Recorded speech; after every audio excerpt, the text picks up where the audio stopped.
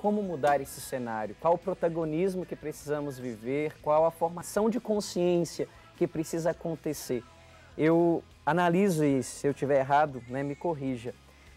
Indo por uma hierarquia de valores, quando a necessidade básica ela é saciada, eu tenho, né, a condição de pensar em outras necessidades, até mesmo de valores e até autorrealização, de pensar justiça para todos. Se essa necessidade ela não for saciada, eu não consigo, né, galgar esses outros graus aí de hierarquia. Como trabalhar essa consciência diante de uma população que às vezes nem o básico tem? Como mudar esse cenário? Você sabe que nós somos um povo diferente, um público diferente, especialmente do teu programa, que assiste à TV Canção Nova. A nossa sociedade brasileira ela se distingue muito de muitas outras sociedades. Quando nós começarmos a acreditar nos valores que a gente consegue mudar isso. Eu tenho aqui alguns exemplos bem interessantes que quando você falava eu fiquei pensando. Sabe aquela ministra do Trabalho da Itália que chorou recentemente agora quando ela teve que anunciar as medidas de austeridade do governo italiano para fugir da crise europeia? E ela, quando anunciou o nome das medidas, em todas as medidas falava-se a palavra sacrifício para isto. Ela não teve forças para pronunciar a palavra sacrifício. Ela chorou e o outro ministro que estava ao lado dela foi quem continuou para dizer das medidas duras, sobretudo aquelas que aumentariam o tempo de trabalho dos aposentados. A pessoa vai ter que trabalhar muito mais para se aposentar na Itália. Esse é um exemplo de alguém que, por causa de seus valores, sabe que tem que tomar medidas amargas para resolver um problema. Recentemente fiquei muito contente ao ver uma outra ministra, a francesa, que acabou de tomar posse. Ela foi para uma reunião de gabinete usando calça jeans e foi, por causa disso, censurada por causa de seus colegas.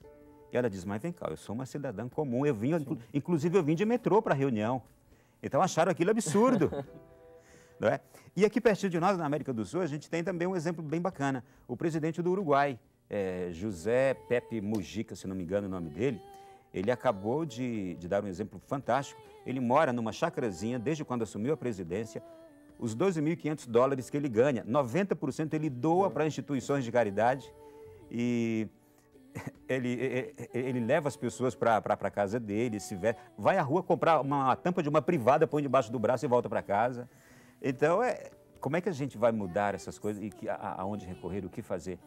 Buscando nos nossos valores justamente a nossa identidade. Se a gente se mantiver firme naquilo que a gente acredita e nos nossos valores, é que a gente consegue mudar esse cenário. E você acredita, quando a gente para ver o cenário político, seja de qualquer época for, a gente vai ver um protagonismo juvenil, né? A maioria das revoluções tiveram por detrás muito jovens, né? E até mesmo em sentido cronológico, mas também de inovação. E hoje, parece que a juventude ela não quer tanto lutar, porque parece que não vê sentido na luta, ou a gente vê algumas lutas muito particulares, né? A gente vê a questão das universidades federais aí, né? Às vezes uma atitude, uma carreata muito pontual ali naquela situação e não vê todo um sistema educacional.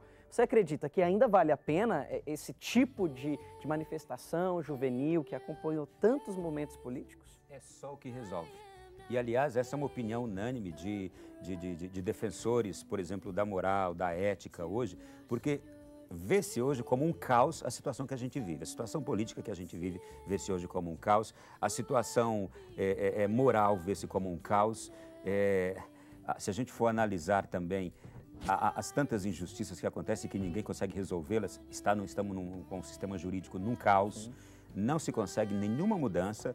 E eu, inclusive, tive a ocasião de escutar isso de dois políticos dos mais renomados no Brasil no momento e que são daqueles de maior credibilidade, porque, como eu disse, na nossa casa a gente não tem também aquelas pessoas que dão a vida, que são honestas, aquelas pessoas que a gente confia pra caramba. Também na política, é o retrato da nossa família e da nossa sociedade. Tem também gente assim. Eu escutei de dois desses dizerem assim, a única coisa que vai hoje resolver essa questão de corrupção, de imoralidade que nós temos hoje na nossa sociedade, no nosso país, na nossa política, é justamente os jovens voltarem às ruas, a sociedade voltar às ruas. Se não for uma grande mobilização, não conseguiremos mudar nada. Não vai haver reforma política, não vai haver reforma no judiciário, não vai haver reforma em nada. Nós não vamos conseguir mudar nada se o povo não for para as ruas. Você está acompanhando o programa Revolução Jesus direto aqui de Brasília e nós queremos te provocar a essa atitude, não essa passividade. O jovem hoje que acredita nessa revolução, ele também se adere a essas causas sociais, não como uma visão fechada, egoísta, nos seus interesses particulares, mas vendo também uma realidade local, às vezes do teu bairro, o que você pode fazer naquela associação de bairro. Olhando um pouco mais na tua cidade, depois no teu estado, até crescer uma dimensão um pouco mais macro-nacional. A gente vai dar uma paradinha aqui, daqui a pouco a gente volta, perguntas pelo nosso Twitter com a Graciele, @Revolução Jesus, mas agora você curte o Soltando a Língua com o Padre Silvio.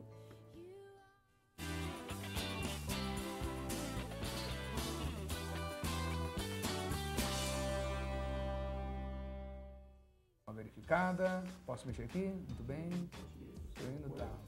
Ok, legal. Acho que ficou bem, ficou bom. Aí, galera, Revolução Jesus, nós estamos aqui hoje nesse momento sempre interativo, né? É onde a juventude mais se encontra, para dizer que também aqui nesse mundo da internet, o cristão, ele acontece. Ele não pode ficar encalhado, não. O cristão é isso. Um cristão não pode ficar encalhado. Ele se reserva, ele se retira um pouco para poder pensar um pouco na vida, para poder conversar um pouco, para poder falar daquilo que o próprio Jesus Cristo falou para tanta gente, quando ele quis ser uma pessoa portadora da novidade. E quando a gente se encalha, a gente não vai para frente. E coisa encalhada dá bicho. Nós não podemos ser assim. Sobretudo juventude. Sobretudo o jovem que já assumiu essa convicção de que nasceu para dar certo.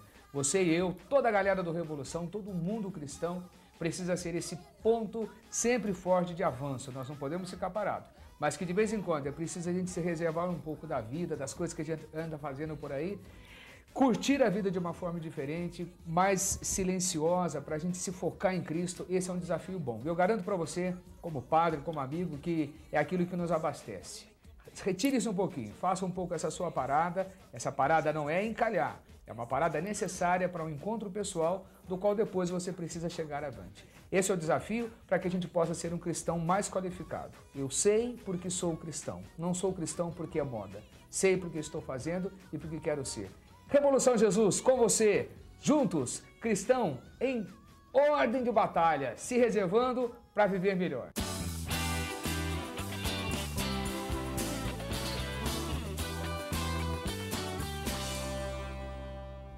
Você curtiu aí, né, o Padre Silvio dizendo que o cristão, ele realmente, ele se reserva, né? E a gente sabe que toda reserva, ela porta essa importância, né, do conteúdo. Qual a importância que você tem dado ao conteúdo do teu coração, a luta por aquilo que é justo, a luta por aquilo que é verdadeiro. Isso também é um jeito de evangelizar, ou melhor, isso é ser cristão de verdade. E no nosso programa você pode ligar agora, 12-3186-2600 e adquirir os produtos do Revolução Jesus. Quero aqui mostrar Nasci para Dar Certo, um livro que te centraliza nessa construção, já que estamos em um cenário de construção. Este cubo não está feito, não está formado, falta um passo. Então quero te dizer, falta o teu passo em direção a uma política mais justa. Adquira o livro Nasci para Dar Certo e você vai perceber, através de Bento XVI, Chiara Lute, tantas pessoas que falamos aqui dentro, que é possível sim acreditar naquilo que é verdadeiro, acreditar naquilo que é justo. Nosso site, revoluçãojesus.com. Entre lá e você vai saber de tudo que rola no nosso programa, tudo que está rolando aqui nesse programa especial de Brasília. Graciele, perguntas pelo nosso Twitter? Sim, temos sim. Mesmo nosso programa sendo gravado, o pessoal está interagindo pelo @Revolução Jesus. E uma pergunta da Ana Cristina, achei bem interessante. Mesmo sendo opcional, né, votar a partir dos 16 anos, é interessante mesmo para o jovem já começar a votar com os 16 anos ou é legal ele esperar até os 18 anos, quando atinge a sua maioridade?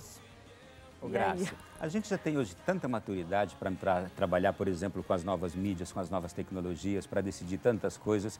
É importantíssimo. Você tem 18, 16 anos, duvido que você abra mão da sua, hoje, consciência e maturidade de poder escolher o seu próximo prefeito daqui a pouco, no final do ano, os seus vereadores daqui a pouco. É importantíssimo, não se pode abrir mão disso, não. Agora, é preciso fazê-lo bem, ter os critérios para escolher, não é?